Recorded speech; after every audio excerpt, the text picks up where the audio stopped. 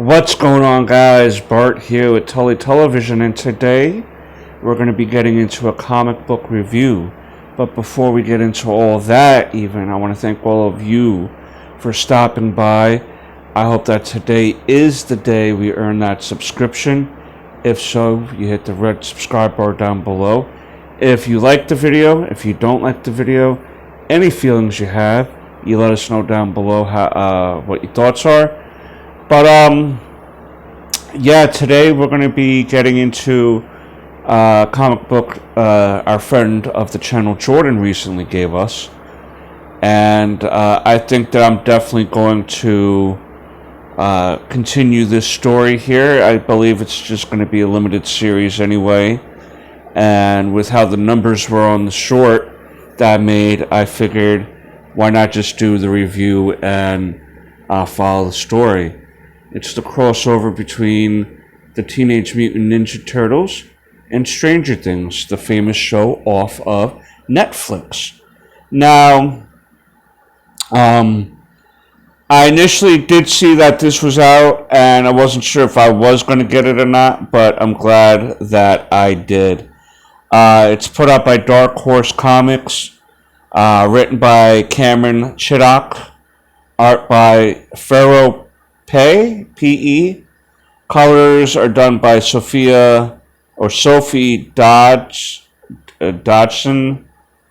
and letters by Russ Wooten.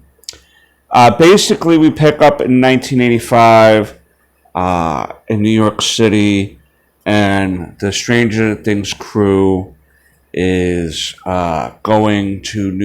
is in New York City for a field trip, and I'm thinking that this story, if you want to think about where it stands in canon in relation to Stranger Things, I'm going to think that it's going to be happening between seasons 2 and 3, because Maxie in here doesn't seem to be as depressed or isolated the way she was from season 3 to when season 4 started, because of the death of Billy. But they are here in New York City to do a field trip, and Dustin is super excited to not have to think of Haekuns. Mike is worried if Elle is going to make it to New York City. She said don't worry about how she's going to get there, she's just going to get there. And I believe that enough. Elle has made herself competent in that regards, but it's because she doesn't go to school. I don't think that she was going to school yet necessarily in Haekuns, and it would be hard to explain where she came from, with all the strange things going on in Haekuns, right? But in season 4, you see her more in a school. Maybe they were able to rig up some paperwork for her or find her paperwork. But so Elle makes it to New York City. Everyone's having a good time. They're going to try to see the Guggenheim. They're going to just, do their thing. But they do notice that there's some familiar sounds coming from a familiar enemy.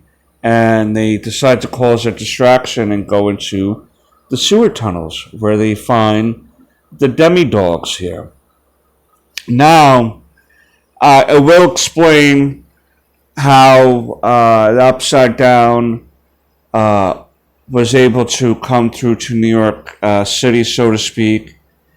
And we also see that some of these demi-dogs are also hybrids of Mausers from the Teenage Mutant Ninja Turtle show, and we see our first meeting of our two groups of heroes there. I just want to make sure I get the whole, because this was a nice 2-page thing here. And basically the turtles took them out and explained, I basically asking, what are you kids doing down here, and explaining that they're destroying Mausers and stuff like that. The kids explain that they're called demi-dogs, once they get to the turtle secret lair, and everyone is trying to figure out what's going on, and it's so weird. That it's a weird scenario that as a person, you're not even asking how they can be talking turtles that know ninja and karate and are using weapons. Then you're in a weird predicament if that's not your first question, and everyone is explaining what they should be doing on their end and trying to get pretty much a gist of how to handle this by exchange of information. They meet Splinter, and basically Will explains here that no matter where you go, the upside down is always going to be around.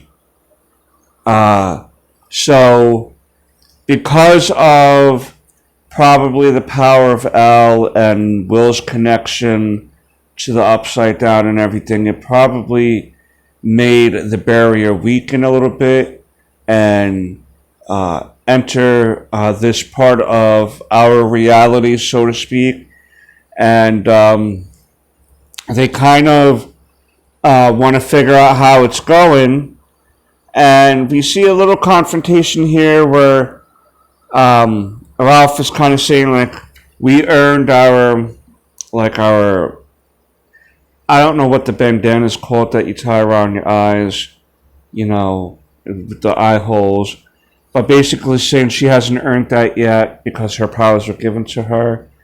But little does he know what she went through in order to even have those powers, and she didn't even ask for those powers like that. But I'm sure everyone will learn. And the turtles are thinking it's Baxton, and they wind up being right, and we'll find out he lured Elle here through her mind. Basically, he knew that she was going to read his mind and lure her into a trap, but they didn't know this at the time. She just explains that she's seen them, and they're going to go to where they think he is. And what we're going to do here is we're just going to split up into two teams here. One to try to protect the people on the subways from these demi-Mausers, or whatever you want to call them. Dustin failed on that one, it looks like. And so basically they're going to try to divide and conquer their enemies in order to save the day, each other, and the city of New York. But he was waiting for them. Baxton was waiting for them. And he said, your papa, Elle, told me a lot about you. Let's see how true this is. And he unleashes his mercenary force here, his ninjas. And that's where we end the issue. And I'm assuming this will be one of the covers for the next issue. I'm not too sure if this is a 4-issue, 5-issue, 6-issue series. This might be more of like a 4-issue series, but I was very happy to get my hands on this first issue here, especially as a gift. You know what I mean? It was a story I was interested in checking out, and Jordan was just on the same wavelength of wanting to check out the story too. He wound up getting an extra copy of the book.